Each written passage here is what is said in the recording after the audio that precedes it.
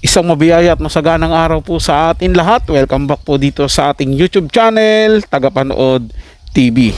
Hala ka, Chris Aquino, ibinukid ang anak na si Bimby Aquino.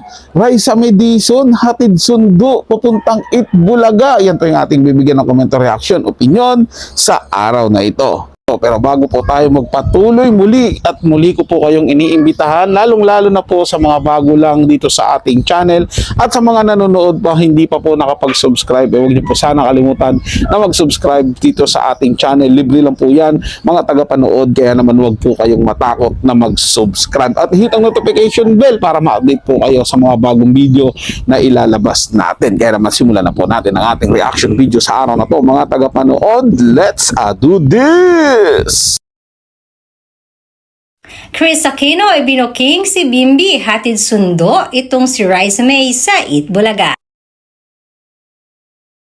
Mahigit 10 taon na nga na hindi nagkita ang noon pa man ay pinagmamatch na sina Bimby at Raisa May.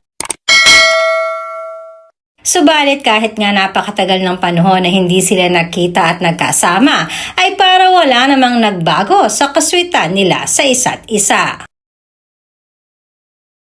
Lalo na nga ngayon na mas lalo pa di umanong naging expressive si Bimby kay Raisa May. Bagay na marami rin na nakapansin sa mga co-host at kasamahan nila sa Itbulaga.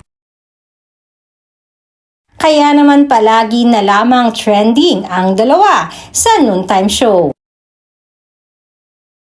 Marami rin na nagkukomento ng mga netizens sa napakaganda di umano ng puntasyon ng pagsisimula na Bimby at Raisa. Dahil nagsimula nga sa friendship ang kanilang relationship, kaya naman madami rin ang sadyang nakaka-relate dito. Samantalang sa sobrang excitement ay hindi naman mapigilan ng mami ni Bimby na si Miss Chris Aquino na i-booking ang dalawa. Ayon kasi sa aming source sa isang entertainment magazine ay nadulas di umano si Chris sasabihin hatid sundo naman talaga ng anak niyang si Bimby, itong si Raisa May sa Itbulaga. Sabay bawi kung totoo naman di umano ito, ay wala naman di umanong masama dahil parehas namang single ang dalawa.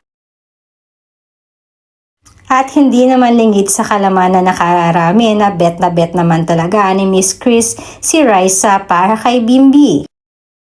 Sabi nga niya, happy lang di umano, dapat ang dalawa.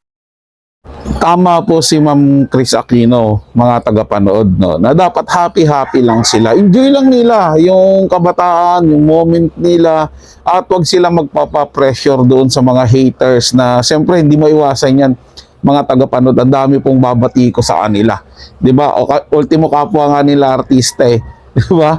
At nakikita kasing umaangat si Raisa eh, lalo na nang nabigyan o dumating si Bimby sa kanila, parang ano eh, dami nang naiinggit. Di sila makapaniwala nung natural beauty eh mayroong isang Prince Charming na darating. Ganyan po sila. 'Di ba? Medyo toxic din talaga sa totoo lang, maging sa politiko yung showbiz eh.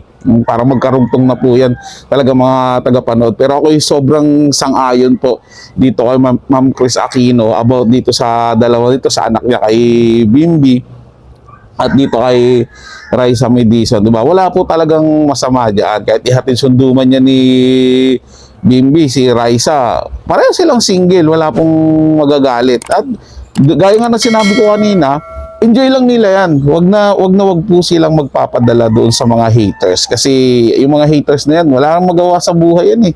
'Di ba? Kung magpapa-apekto po sila diyan, sila din po yung talo. Basta mong gawin nila, enjoy lang nila.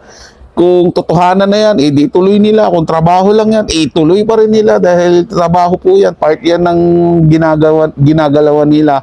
Ang mahalaga po, masaya sila sa ginagawa nila. At wala silang nasasagasaan na ibang tao. Ay mga tagapanood, ano po ang masasabi nyo? I-komento na sa ating comment section ng inyong hinaing sa loobin o pa-shoutout man yan. Babasahin at pupusuan ko po yan, mga tagapanood. Sila po mga tagapanood, ito'y comment at opinion lamang, wala pong personalan. Paalam po at mabuhay po kayong lahat. Maraming salamat po sa inyong panonood.